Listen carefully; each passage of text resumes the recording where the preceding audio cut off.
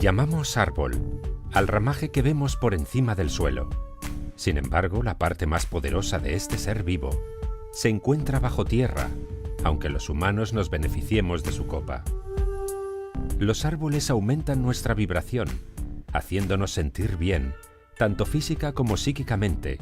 Si paseamos frecuentemente por los frondosos bosques, podemos llegar incluso a sanar de muchas enfermedades. La doctora Susan Simard, de la Universidad de Columbia Británica, lleva más de 30 años investigando cómo se comunican los árboles. Demostró que aquellos que son de la misma especie interactúan entre ellos y se ayudan a sobrevivir. Cuando paseamos por un bosque, vemos un conjunto de árboles, pero es mucho más de lo que percibimos con nuestros ojos, ya que bajo tierra existe un mundo de infinitos caminos biológicos que conectan a los árboles entre ellos y les permiten comunicarse y comportarse como un solo organismo. Esto nos lleva a pensar en la existencia de algún tipo de inteligencia desconocida. Susan y su equipo descubrieron que hay una red por debajo del suelo que se extiende por todo el bosque. Un puñado de tierra puede contener kilómetros de diminutos hilos. Estos hilos son micelios, es decir, raíces de hongos que tienen una simbiosis con las raíces de los árboles. Bajo tierra, las raíces se juntan con los hongos. Así, por ejemplo, un árbol envía CO2 hacia abajo y pasa por el sistema de raíces, donde los hongos, que son los mensajeros, envían ese CO2 a otro árbol que lo pueda necesitar. De modo que todos los árboles trabajan unidos, recibiendo y enviando gran cantidad de información y nutrientes, como si todo el bosque fuera un solo individuo. Los árboles son seres muy sociables, que hablan un idioma común. No son competidores con los de su misma especie, por el contrario, se apoyan los unos a los otros, ya que tienen desarrollada una conciencia de grupo muy elevada.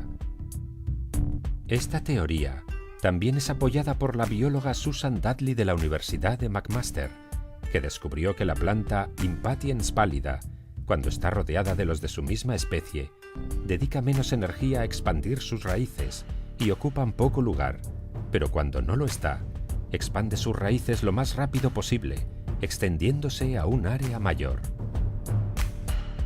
Según Susan Simard, los árboles tienen sentimientos y pueden vivir emociones de dolor o miedo.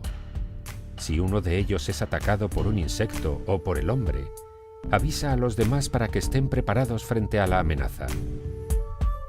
El químico y zoólogo estadounidense David Rhodes infectó un bosque de sauces con unas orugas tóxicas, con la intención de que estos árboles se protegieran de ellas. Para defenderse, el sauce elevó el ácido clorogénico, que es tóxico para las orugas, y éstas murieron. Lo curioso fue que un grupo de sauces cercanos, que no había sido infectado por estos insectos, también elevó su nivel de ácido clorogénico ante un posible ataque. Esto demostró que hubo algún tipo de comunicación entre los sauces. Algo muy similar sucede con las acacias. Las jirafas mordisquean sus hojas tan solo un momento y enseguida lo dejan, porque saben que estos árboles, cuando se sienten atacados, generan taninos que son mortales para los herbívoros. Y no solo eso, las jirafas ya no pueden comer de ningún árbol de ese bosque, porque todos a la vez empiezan a generar ese tóxico, demostrando que hubo algún tipo de comunicación. Ya hace 20 años, otro científico, el francés Paul Carot, observó que los robles que eran atacados por orugas segregaban más dosis de taninos con el fin de matar a las larvas. Curiosamente, para alejar a sus competidores vegetales, el nogal utiliza las hojas que caen de él, que al descomponerse segregan un tóxico. También, la doctora Susan Simard habla de los árboles madre. Dice que son aquellos árboles grandes y antiguos que atraen nuestra mirada cuando entramos en un bosque, y curiosamente, están conectados con todos los árboles a su alrededor, aunque sean de diferente especie. Estos árboles Cuidan de sus retoños como una gran familia. Se produce una transferencia de recursos e información de los más ancianos a los más jóvenes. Es una pena que las prácticas de tala existentes ignoren el papel de los árboles madre de transmisión de conocimiento a la nueva generación. Los ecosistemas de los bosques son muy complejos. A través de varios experimentos, se está empezando a descubrir que el sistema de raíces de los árboles y, en general, los bosques, son como nuestro cerebro. El cerebro humano se compone de neuronas y axones. Las neuronas se relacionan físicamente, pero también metafísicamente, porque se envían mensajes y dependen las unas de las otras. Por otro lado, Stefano Mancuso, profesor de la Universidad de Florencia, es una de las máximas autoridades mundiales en neurobiología vegetal. Mancuso considera que las plantas son seres muy inteligentes. Para él, la inteligencia es la capacidad que se tiene de resolver problemas, y las plantas lo hacen muy bien. Creó el Laboratorio Internacional de Neurobiología Vegetal, en el que él y su equipo llevan 10 años investigando. Está convencido de que las plantas son la base de la vida del hombre, porque son la conexión entre el Sol y la Tierra. La energía solar que nos llega es atrapada por las plantas, y éstas consiguen transformarla en energía química, en azúcar, que es lo que los seres humanos necesitamos para poder vivir. Sin las plantas, nosotros no tendríamos energía, por lo que no podríamos vivir. Tras muchas investigaciones, se ha podido saber que las plantas duermen, al igual que los animales, tienen un ciclo activo durante el día y descansan por la noche. Además, se están comunicando continuamente entre ellas a través de moléculas volátiles.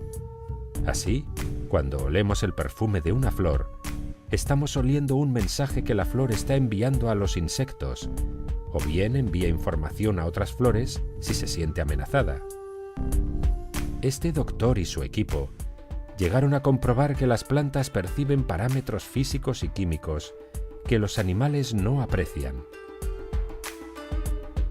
Otra investigadora revolucionaria en este campo es la doctora Mónica Gagliano, del Centro de Biología Evolutiva de la Universidad de Western Australia. Esta doctora, junto a Stefano Mancuso y el nanobiólogo Daniel Robert, habla de la comunicación entre los vegetales y de los sonidos que emiten las raíces del maíz.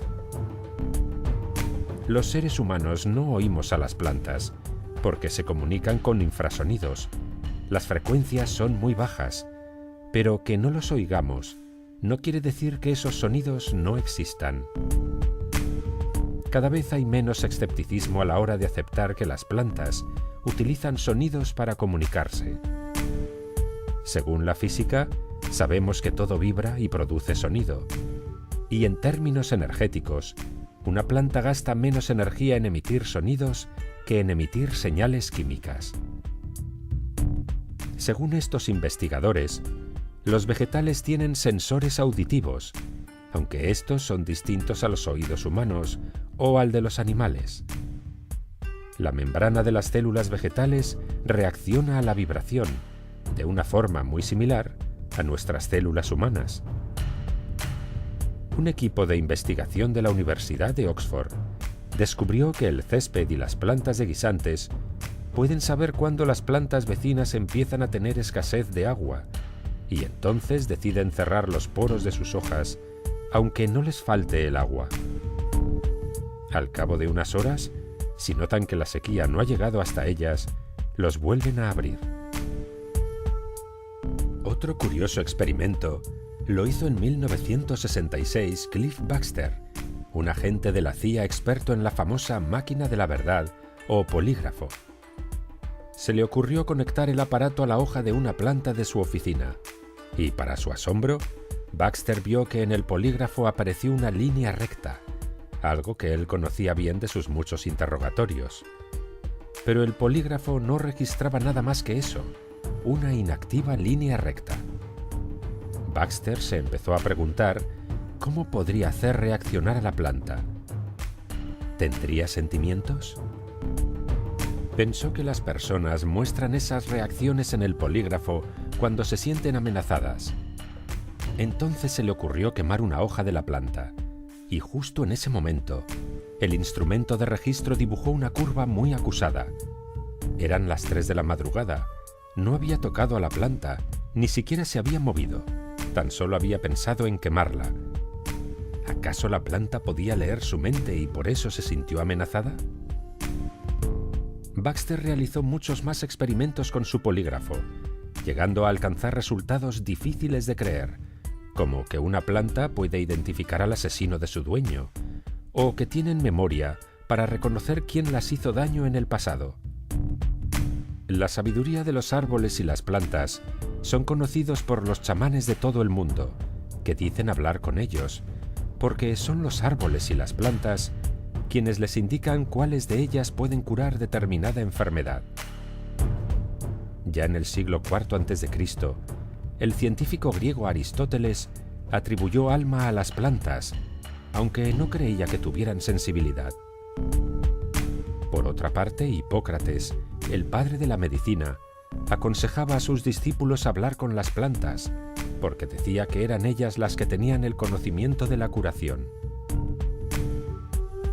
Mucho tiempo después, ya en el siglo XVIII, el sueco Carlos Linneo, considerado el precursor de la botánica moderna, afirmó que los vegetales eran como los animales, solo que sin movilidad. Pero a principios del siglo XX, el vienés Raoul Heinrich Francé fue mucho más allá, al afirmar que las plantas se mueven tanto como los animales, pero a una velocidad muchísimo menor. Según un curioso experimento realizado por la Real Sociedad de Horticultura de Londres, hablar a las plantas hace que crezcan más rápidamente, especialmente si son mujeres. Actualmente, varios estudios han demostrado que los pacientes recién operados que veían árboles desde sus ventanas sanaban más rápidamente y tenían menos complicaciones que aquellos que no los veían. También está demostrado que los niños con trastorno por déficit de atención e hiperactividad mejoran cuando tienen acceso a la naturaleza. Se ha podido comprobar que los vecindarios y hogares que no tienen plantas o árboles tienen mayor violencia dentro y fuera del hogar que los vecindarios más verdes. Creen que puede ser porque los árboles y las plantas ayudan a reducir el nivel de temor. Es cierto que los árboles necesitan de nuestro cuidado, pero nosotros, los humanos, necesitamos muchísimo más de su contacto para poder aumentar las vibraciones y reconectarnos de nuevo con nuestro hermoso planeta. Y sobre todo ahora que nos encontramos en un momento clave para toda la humanidad.